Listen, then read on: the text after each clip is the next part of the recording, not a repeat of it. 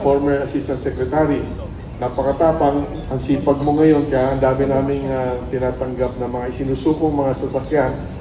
Proceeds from the luxury vehicles. Mas importante dito sa pera o pondo na maaari natin makuha ay ang simbolismo at ang pagpapahalaga natin na pag ikaw ay gumawa ng mali, ikaw ay mananagot at ang pera ng bansa dapat ay pakilabangan ng ating mga kababayan.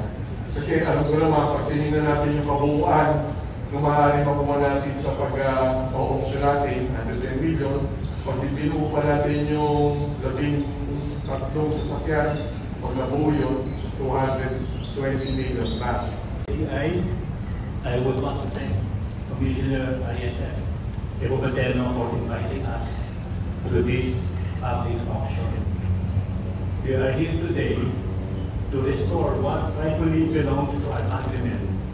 Asset recovery is a component of anti-corruption work because without it, the financial damage caused by these people cannot be repaired.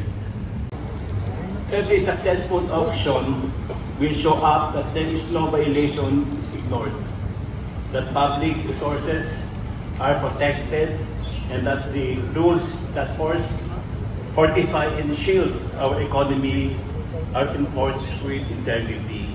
Camera mo kita eh. Nasa baba ako. Pag sumugtog na to.